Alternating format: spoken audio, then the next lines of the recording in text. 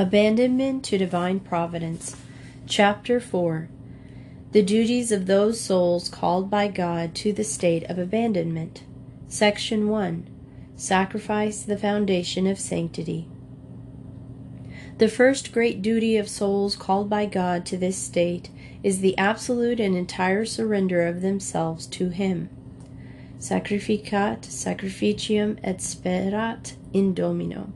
That is to say, that the great and solid foundation of the spiritual life is the sacrifice of oneself to God, subjecting oneself to His good pleasure in all things, both interior and exterior, and becoming so completely forgetful of self thereafter as to regard oneself as a chattel sold and delivered, to which one no longer has any right.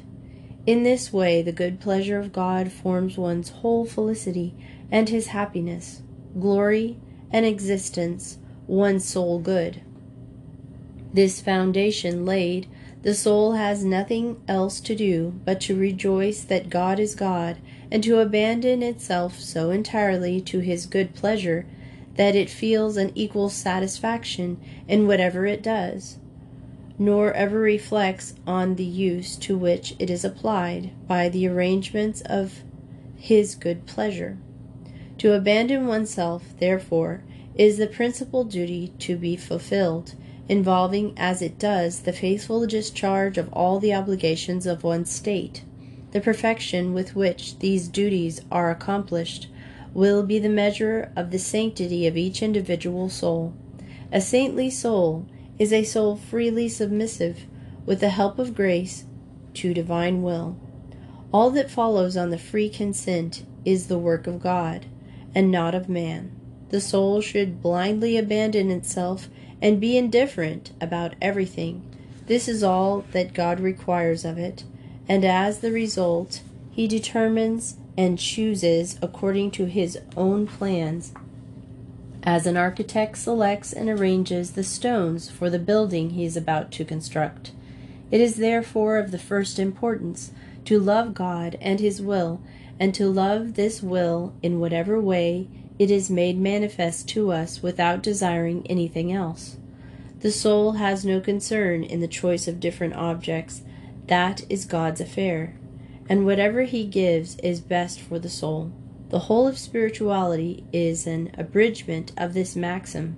Abandon yourself entirely to the overruling of God, and by self-oblivion be entirely occupied in loving and serving Him without any of those fears, reflections, examines, and anxieties which the affair of our salvation and perfection sometimes occasion.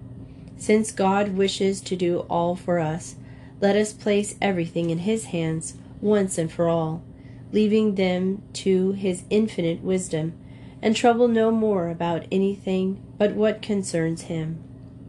On then, my soul, on with head uplifted above earthly things, always satisfied with God, with everything He does or makes you do. Take good care not to imprudently entertain a crowd of anxious reflections which, like so many tactless ways, carry our steps far and wide until we are hopelessly astray. Let us go through the labyrinth of self-love by leaping over it instead of traversing its interminable windings. On my soul, through despondency, illness, heredity, uncertain tempers, weakness of disposition, snares of the devil and of men, through suspicious jealousies, evil imaginings, and prejudices. Let us soar like eagles above all these clouds, with eyes always fixed on the sun and on its ways, which represent our obligations.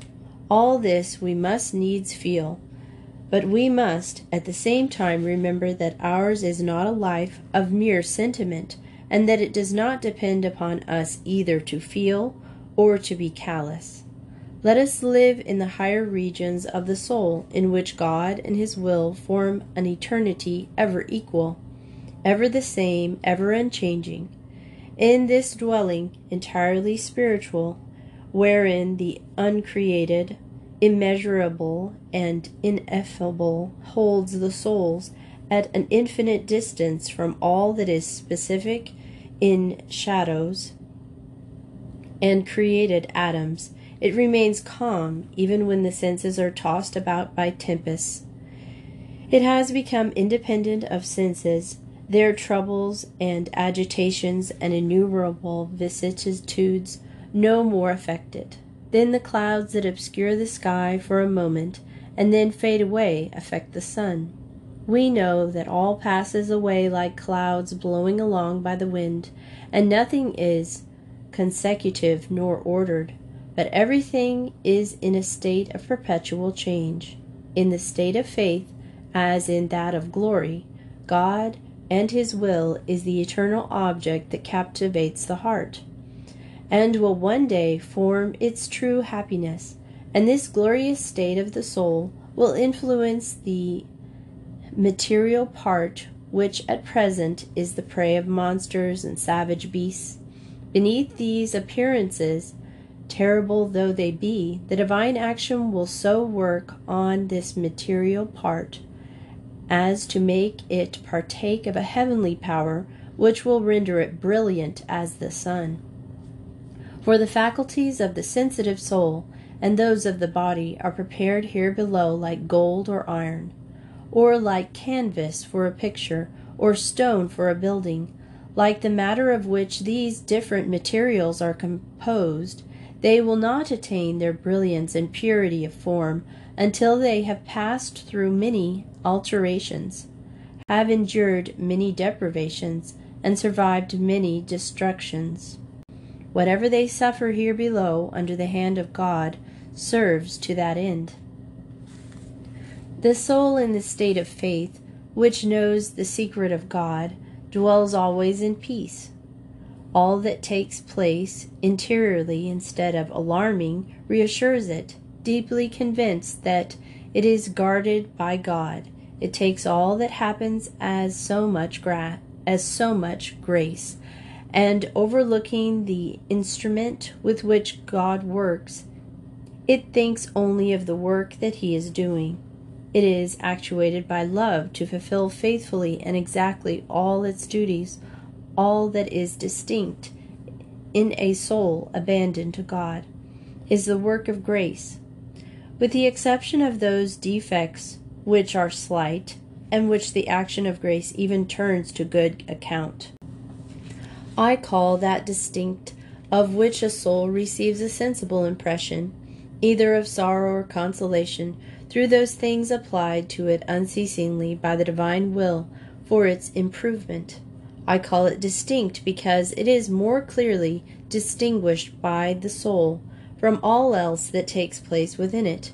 In all these things, faith sees only God and applies itself solely to become conformed to His will. Section 2. The pains and consolations of abandonment. The soul ought to strip itself of all things created in order to arrive at the state of abandonment. This state is full of consolation for those who have attained it, but to do so, it is necessary to pass through much anguish. The doctrine concerning pure love can only be taught by the action of God, and not by any effort of the mind. God teaches the soul by pains and obstacles, not by ideas. This science is a practical knowledge by which God is enjoyed as the only good. In order to master this science, it is necessary to be detached from all personal possessions, to gain this detachment, to be really deprived of them. Therefore, it is only by constant crosses and by long succession of all kinds of mortifications, trials, and deprivations that pure love becomes established in the soul. This must continue until all things created become as though they did not exist, and God becomes all in all.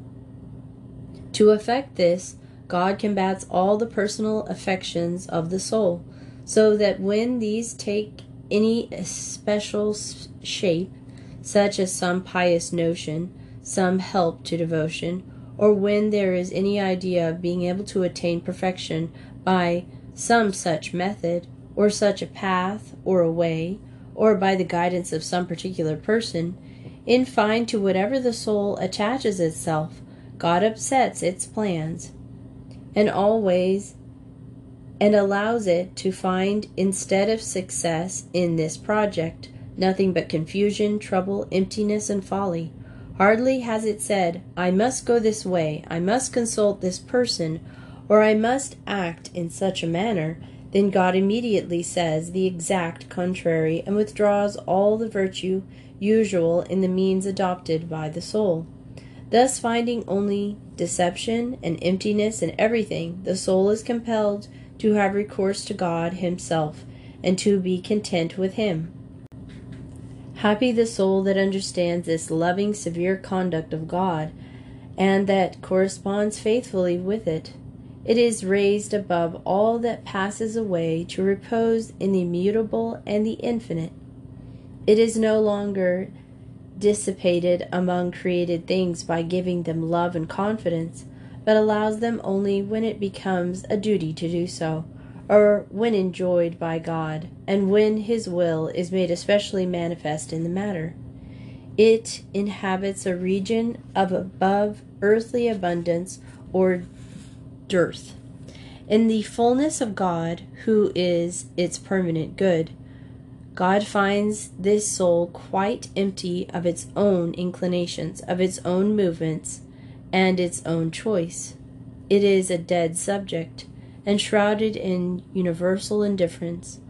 The whole of the divine being, coming thus to fill the soul, casts over all created things a shadow, as of nothingness, absorbing all their distinctions and all their varieties. Thus there remains neither efficacy nor virtue in anything created, and the heart is neither drawn towards nor has any inclination for created things, because the majesty of God fills it to its utmost extent. Living in God in this way, the heart becomes dead to all else, and all is dead to it. It is for God, who gives life to all things, to revive the soul with regard to his creation, and to give a different aspect to all things in the eyes of the soul. It is the order of God which is this life. By this order the heart goes out towards the creature as far as it is necessary or useful, and it is also by this order that the creature is carried towards the soul and is accepted by it. Without this divine virtue of the good pleasure of God, things created are not admitted by the soul. Neither is the soul at all inclined towards them. The desolation of all things, as far as the soul is concerned, and then by the will of God, their being brought once more into existence, compels the soul at each moment to see God in all things, for each moment is spent for the satisfaction of God only, and in an unreserved self-abandonment with regard to its relation to all possible created things, or rather to those created, or possibly to be created by the order of God. Therefore each moment contains all. Section 3. The different duties of abandonment. The active exercise of abandonment, either in relation to precept or to inspiration. Although souls called by God to a state of abandonment are much more passive than active, yet they cannot expect to be exempt from all activity. This state, being nothing else but the virtue of abandonment exercised more habitually and with greater perfection, should, like this virtue, be composed of two kinds of duty: the active accomplishment of the divine will, and the passive acceptance of all that this will pleases to send. It consists essentially, as we have already said, in the gift of our whole self to God, to be used as he thinks fit. Well, the good pleasure of God makes use of us in two ways. Either it compels us to perform certain actions, or it simply works within us. We therefore submit also in two ways, either by the faithful accomplishment of this clearly defined orders, or else by a simple and passive submission to its impressions of either pleasure or pain. Abandonment implies all this, being nothing else but a perfect submission to the order of God as made manifest at the present moment. It matters little to the soul in what manner it is obliged to abandon itself, and what the present moment contains. All that is absolutely necessary is that it should abandon itself unreservedly. There are then prescribed duties to be fulfilled and necessary duties to be accepted. And further, there is a third kind, which also forms part of active fidelity, although it does not properly belong to the works of precepts. In this are comprised inspired duties, those to which the Spirit of God inclines the hearts that are submissive to Him. The accomplishment of this kind of duty requires a great simplicity, a gentle, cheerful heartiness, a soul easily moved by every breath of directing grace, for there is nothing else to do but to give oneself up and to obey its inspiration simply and freely, so that souls may not be deceived. God never fails to give them wise guidance and indicate with what liberty or reserve these inspirations should be made use of. The third kind of duty takes precedence of all law, formalities, or marked out rules. It is what in saints appears singular and extraordinary. It is what regulates their vocal prayer, interior words, the perception of their faculties, and also all that makes their lives noble, such as austerity, zeal, and prodigality of their self-devotion for others. As all this belongs to the interior rule of the Holy Spirit, no one ought to try to obtain it, to imagine that they have it, to desire it, nor to regret that they do not possess the grace to undertake this kind of work, and to practice these uncommon virtues, because they are only really meritorious when practiced according to the direction of God. If one is not content with this reserve, one lays oneself open to the influence of one's own ideas and will become exposed to illusion. It is necessary to remark that there are souls that God keeps hidden and little in their own eyes and in the eyes of others. Far from giving them striking qualities, He designs for them this, that they should remain in obscurity. They should be deceived if they desire to attempt a different way. If they are well instructed, they will recognize that fidelity to their nothingness is their right path, and they will find peace in their lowliness. The only difference, therefore, in their way and that of apparently more favored souls is the difference they make for themselves by the amount of their love and submission to the will of God. For if they surpass in these virtues the souls that appear to work more than they exteriorly, their sanctity is, without doubt, so much the greater. This shows that each soul ought to content itself with the duties of its state and the overruling of Providence. Clearly God exacts this equally from all. As to attraction and the impressions received by the soul, these are given by God alone to whom He pleases. One must not try to produce them oneself.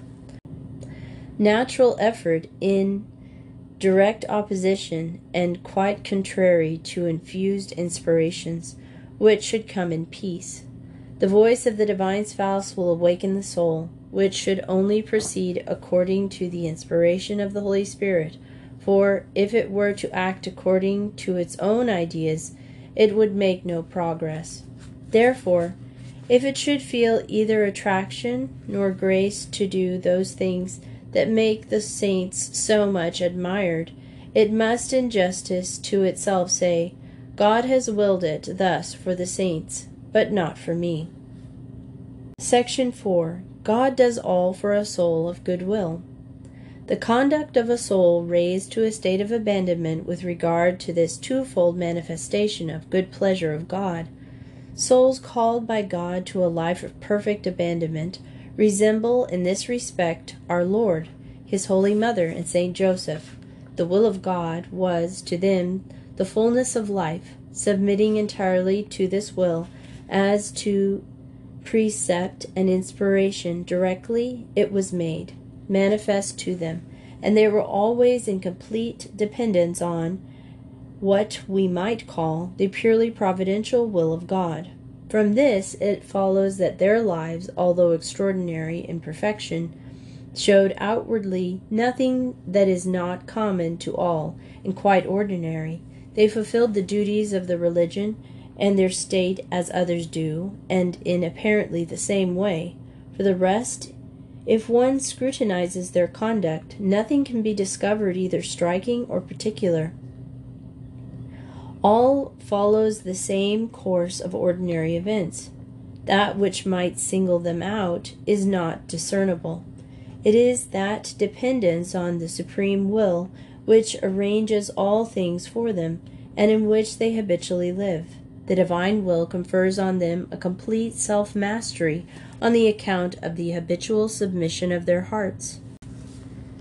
Therefore, the souls in question are by their state both solitary and free, detached from all things in order to belong to God, to love Him in peace, and to fulfill faithfully the present duty according to His expressed will. They do not allow themselves to reflect, to neglect, nor to think of consequences, causes, or reasons. It is enough for them to go on simply, accomplishing their plain duties, just as if there did not exist for them anything but their present obligation, and their duty to God. The present moment, then, is like a desert, in which the soul sees only God, whom it enjoys, and is only occupied about those things which He requires of it, leaving and forgetting all else, and abandoning it to Providence. The soul, like an instrument, neither receives interior more than the operation of God affects passively, nor gives exteriorly more than this same operation applies actively. This interior application is accompanied by a free and active cooperation, which is at the same time infused and mystically, that is to say, that God, finding in the soul all the necessary qualifications for acting according to His law, and satisfied with its goodwill, spares in the trouble of doing so, by bestowing all that would otherwise be the fruit of its efforts or of its effectual goodwill. It is as though someone, seeing a friend preparing for a troublesome journey, would go in his stead, so that the friend would have the intention of going, but he spared the trouble of the journey. Yet by this impersonation he would have gone himself, at least virtually. This journey would be free because it would be the result of a free determination taken beforehand to please the friend, who then takes upon himself the trouble and the expense. It would also be active because it will be a real advance, and it will be interior because effected without outward activity, and finally it will be mystical because of the hidden principle it contains. But to return to the kind of cooperation that we have explained by this imaginary journey, you will observe that it is entirely different from fidelity to the fulfillment of the obligations. The work of fulfilling these is neither mystical nor infused, but free and active, as commonly understood. Therefore, abandonment to the good pleasure of God contains activity as well as passivity. In it there is nothing of self, but an habitual general goodwill, which, like an instrument, has no action of itself, while in His hands it fulfills all the purposes for which it was formed. Intentional and determined obedience to the will of God is, in the ordinary order of vengeance, care, attention, prudence, and discretion. Although ordinary, efforts are sensibly aided or begun by grace, leaving God then to act for all the rest, reserved for yourself at that present moment. The action, however, is quite different to obedience to the present duty, by which the soul so disposes its faculties as to fulfill perfectly the will of God, made manifest to it exteriorly, without expecting anything extraordinary. This divine will is to the soul, in all things, its method, its rule, and its direct and safe way. It is an unalterable law, which is of all times, all places, and of all states. It is a straight line which the soul must follow with courage and fidelity, neither diverging to the right nor to the left, nor overstepping the bounds. Whatever is over and above must be received passively, as it carries on its work in abandonment. In a word, the soul is active in all that the present duty requires, but passive and submissive in all the rest, about which there should be no self-will, but patient waiting for the divine motion. Section 5. The common way for all souls. The soul that aims at union with God should value all the operations of His grace, but should only attach itself to that of the present moment. It is by union with the will of God that we enjoy and possess Him, and it is an illusion to endeavor to obtain this divine enjoyment by any other means. Union with the will of God is the universal means. It does not act by one method only, but all methods and all ways are, by its virtue, sanctified. The divine will unites God to our souls in many different ways, and that which suits us is always best for us. All ways should be esteemed and loved, because in each we should behold that which is ordained by God, accommodating itself to each individual soul, and selecting the most suitable method of effecting by it the divine union. The duty of the soul is to submit to this choice, and to make none for itself, and this without dispensing itself from esteeming and loving this adorable will in its work in others. For instance, if this divine will should prevent me saying vocal prayers, having sensible devotion, or receiving lights on mysteries, I should still love and esteem the silence and barrenness induced by the sight of the faith of others, while for myself I should make use of the present moment, and by it should become united to God. I should not, as the Quietists do, reduce all religion to personal inaction, despising all other means, because what makes perfection is obedience to the law of God, which always renders the means it applies suitable to the soul. No, I should not admit of obstacles or bounds to the will of God, neither should I take anything in place of it, but should welcome it in whatever way it was made manifest to me, and should revere it in whatever way it was pleased to unite itself to others. Thus all ordinary souls have but one common way in which each is distinct and different in order to form the variety of the mystical robe of the Church. All these souls mutually approve of and esteem each other, and all say, we are going to the same goal by different paths, and are all united in the same way, and by the same means in the ordinance of God, which is so different in each. It is in this sense that we must read the lives of the saints and other spiritual books, without ever making a change and forsaking our own path. For this reason it is necessary that we should neither read spiritual books nor hold spiritual conversations unless God so wills for it, if He makes it the duty of the present moment. The soul, far from making any change, will be strengthened in its way, either by what it finds in conformity with its own method, or even by that in which it differs. But if the will of God does not make this reading or spiritual intercourse a present duty, it will cause nothing but trouble, and a confusion of ideas, and a succession of changes will ensue, because without the concurrence of God's will there cannot be order in anything. Since when, therefore, have we busied ourselves with the pains and anxieties of our souls, which have nothing to do with our present duties? When will God be all in all to us? Let creatures act according to their nature, but let nothing hinder us. Let us go beyond all created things and live entirely for God. Chapter 6. The duty of the present moment, the only rule. From souls in this state, God exacts the most perfect docility to the action of His grace. It is necessary to be detached from all that one feels and from all that one does to follow this method by which one subsists in God alone and in the present moment. All regard to what is beyond this should be cut off as superfluous.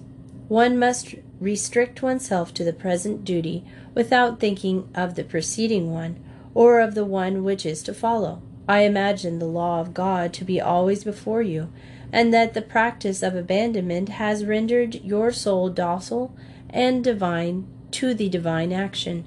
You feel some impulse that makes you say, I have a drawing towards this person, or I have an inclination to read a certain book, or to receive or to give certain advice, to complain of certain things, or open my mind to another, or to receive confidence, and to give away something, or to perform some action. Well, obey this impulse according to the inspiration of grace without stopping to reflect, to reason, or to make efforts. Give yourself up to these things for as long as God wishes without doing so through any self-will. In the state in question, the will of God is shown to us because He dwells within us. This will ought to supplant all our usual supports. At each moment we have to practice some virtue. To this the obedient soul is faithful. Nothing of what it has learnt by reading or hearing is forgotten, and this most mortified novice could not fulfill her duties better. It is for this that these souls are attracted sometimes to one book, sometimes to another, or else to make some remark, some reflection, or what may seem but a trifling circumstance.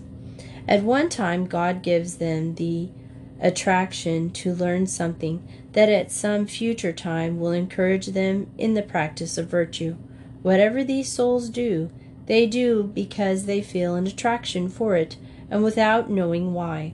All they can explain on the subject can be reduced to this: I feel myself drawn to write or to read, to ask, to examine this. I follow this attraction, and God who gives it to me keeps these particular things in reserve in my faculties to become in future the nucleus of other attractions which will become useful to myself and to others. This is what makes it necessary for these souls to be simple, gentle, yielding, and submissive to the faintest breath of these scarcely perceptible impressions. In the state of abandonment, the only rule is the duty of the present moment. In this, the soul is light as a feather, liquid as water, simple as a child, active as a ball in receiving and following all the inspirations of grace. Such souls have no more consistence and rigidity than molten metal. As this takes any form according to the mold into which it is poured, so these souls are pliant and easily receptive of any form that God chooses to give them. In a word, their disposition resembles the atmosphere, which is affected by every breeze or water which flows into any shaped vessel, exactly filling whatever crevice. They are before God like a perfectly woven fabric with clear surface, and neither think nor seek to know what God will be pleased to trace thereon. Because they have confidence in Him, they abandon themselves to Him, and entirely absorbed by their duty, they think not of themselves, nor of what may be necessary for them, nor of how to obtain it. The more assiduously do they apply themselves to their little work, so simple, so hidden, and so secret, and outwardly contemptible, the more does God embroider and embellish it with brilliant colors. On the surface of this simple canvas of love and obedience, his hand traces the most beautiful design, the most delicate, intricate pattern, the most divine figures. The Lord hath made his Holy One wonderful. It is true that a canvas simply and blindly given up to the work of the pencil only feels its movement at each moment. Each blow of the hammer on the chisel can only produce one cruel mark at a time, and the stone struck by the repeated blows cannot know, nor see the form produced by them. It only feels that it is being diminished, filed, cut, and altered by the chisel, and a stone that is destined to become a crucifix or a statue without knowing it, if it were to ask, "What is happening to you?" would reply, if it could speak, "Do not ask me, I only know one thing, and that is to remain immovable in the hands of my Master, to love him, and to endure all that he inflicts upon me. As for the end for which I am destined, it is his business to understand how it is to be accomplished. I am as ignorant of what he is doing as of what I am destined to become. All I know is that his work is the best and the most perfect that could be, and I receive each blow of the chisel as a most excellent thing that could happen to me, although, truth to tell, each blow, in my opinion, causes the idea of ruin, destruction, and disfigurement. But that is not my affair. Content with the present moment, I think of nothing but my duty, and I endure the work of this chisel, of this clever master, without knowing or occupying myself about it. Yes, give to God what belongs to him, and remain lovingly passive in his hands. Hold for certain that what takes place, either exteriorly or interiorly, is best for you. Allow God to act, and abandon yourself to him. Let the chisel perform its office, the needle do its work, and let the brush of the artist cover the canvas with many tints which only have the appearance of dabs. Correspond with all these divine operations by a simple, constant submission, a forgetfulness of self, and an assiduous application to duty. Continue thus in your own groove without studying the way, the ins and the outs, and the surroundings, the names or particulars of the places. Go on blindly pursuing this path, and you will be shown what is to follow. Seek only the kingdom of God and his justice by love and obedience, and all the rest will be added to you. We meet with many souls who are distressed about themselves and inquire anxiously, who will direct us so that we may become mortified and holy and attain perfection? Let them search in books for the description and characteristics of this marvelous work, its nature and qualities. But as for you, do you remain peacefully united to God by love, and follow blindly the clear, straight path of duty. The angels are at your side during this time of darkness, and they will bear you up. If God requires more of you, he will make it known to you by his inspirations. Section 7. Trust in the guidance of God. The docile soul will not seek to learn by what road God is conducting it. When God makes himself the guide of a soul, he expects from it an absolute confidence in him, and a freedom from any sort of disquietude as to the way in which he conducts it. This soul, therefore, it urged on without perceiving the path traced out before it. It does not imitate either what it has seen or what it reads, but proceeds by its own action, and cannot do otherwise without grave risk. The divine action is ever fresh. It never retraces its steps, but always marks on new ways. Souls that are conducted by it never know where they are going. Their ways are neither to be found in books nor in their own minds. The divine action carries them step by step, and they progress only according to this movement. When you are conducted by a guide who takes you through an unknown country at night across fields where there are no tracks, by his own skill, without asking advice from anyone or giving you any inkling of his plans, how can you choose but abandon yourself? Or what use is it looking about to find out where you are, to ask the passers-by, or to consult maps and travelers? The plans or fancies of a guide who insists on being trusted would not allow this. He would take pleasure in over-examining the anxieties and distrust of the soul, and would insist on an entire surrender to his guidance.